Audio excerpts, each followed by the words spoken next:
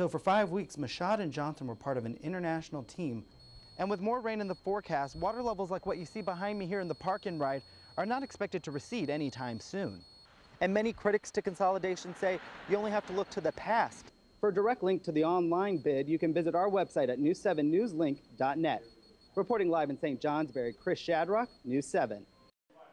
It's the hottest topic in town, whether the St. Johnsbury full-time fire department should become an on-call operation. I'd like to think that we could manage the fire department in such a way that people would be satisfied and that we could please both sides. A petition with 261 verified signatures put the issue on the November ballot. But since then, 17 people changed their mind, leaving the question just short of the 250 signatures necessary. There were more signatures than that, but they couldn't be verified for one reason or another. Either maybe somebody signed twice, or somebody had forgot to vote consistently and was no longer on the checklist. Things like that happen. That forced the select board to take it off the November ballot, and that only fueled the political fire. Right there, Nancy just told me. It is the law. If you don't believe me, You've got to have 5% of the checklist. okay, so what's your question? It's done. Okay. The woman behind the petition understands it's just part of the democratic process. Whatever the reason might be, it was their voice and their choice. It rhymes and it goes together. Coleman says she will decide later whether to give the referendum another go.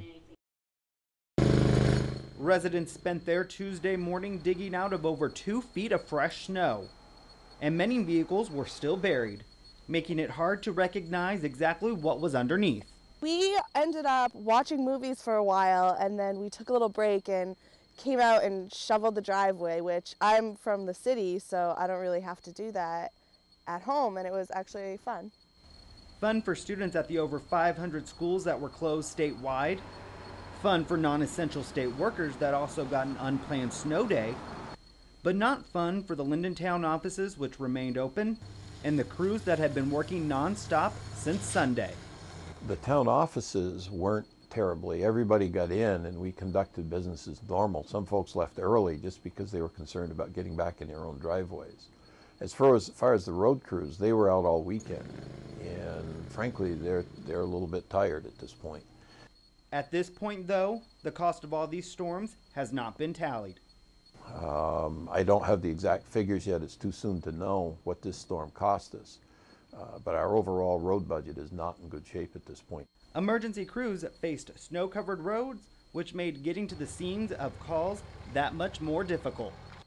Basically, it affects us just as it affects everybody else. Our time that we're able to get to the scene.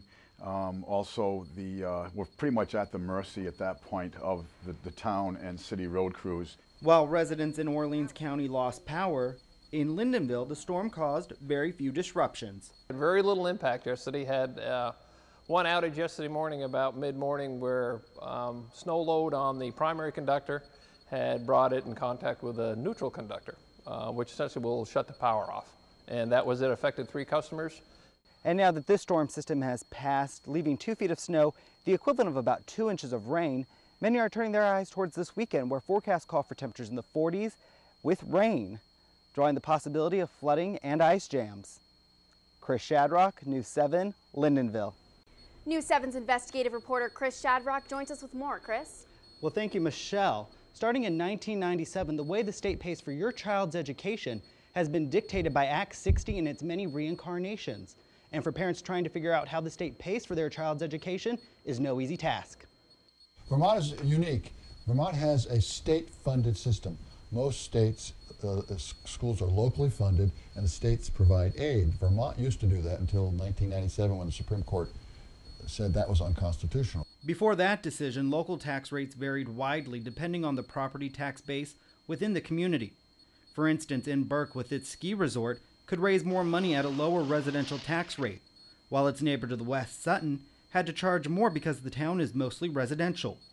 The Supreme Court ruling forced the legislature to create the statewide property tax system that is currently in place. And it actually separated the state property taxpayers into 2 groups. non-resident taxpayers, which all pay one rate across the state. Non-resident taxpayer is any person, whether they're resident or not, who owns non-residential use property. The homestead property taxpayers, they're the ones who vote on the school budgets, and they're the ones whose property tax rate changes with the per pupil spending of the district. And the per pupil spending varies. In Peacham, residents have a tax rate of $1.42 per $1,000 and spend over $15,700 for each student's education, one of the highest in the state.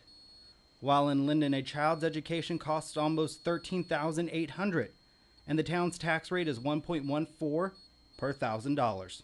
However, since the creation of the statewide property tax to pay for education, that alone was never enough. In 2009, educational spending increased by over $100 million from 2006, with non-residential taxes increasing 16% to $535 million. $291 million came from the state's general fund, and $159 million came from the sales use and purchase use taxes, state lottery, Medicaid reimbursement, and Vermont Yankee. That was an almost 12% decrease from 2006, a sign that the national recession was having an impact on Vermonters and the taxes collected.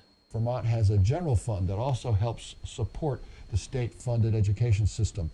And the problem has been that those revenues have been down with demands on the general fund up. The legislature's had to make tough choices. It cannot support the education fund as much as it did before the down economy. So property taxes have had to go up to make up the difference. In the past 2 years, states had been using one-time federal stimulus funds, which have now run out, forcing cuts. In Texas, the possible $10 billion cut to education is forcing school districts to potentially lay off over 100,000 educators. That is more than 11 times the 8,700 teachers in the entire state of Vermont. In Wisconsin, Governor Walker's proposed budget solutions went further and removed collective bargaining rights for educators. However, Governor Shumlin says scenes like that are not likely here. No, Wisconsin will not happen in Vermont, and I'll tell you why. We do things differently in Vermont. You know, we collaborate, we work together. We care less about who's a Republican and who's a Democrat, and we care more about getting results. Specifically results that include an affordable education system with a balanced budget. And that has forced North Country Supervisory Union Superintendent Victoria Schufler to examine how her school district spends every cent. Well, one of the things that we've had to do in our schools is sort of start from ground zero and rebuild everything. So we re-examined every single line item or every single expense that we had, taking out anything that's absolutely not necessary. Now, even though Talbot says the state is doing better than most in the country, it is not out of the woods. And coming up tomorrow in part 2 of our series, I'll tell you what the state is doing about consolidation.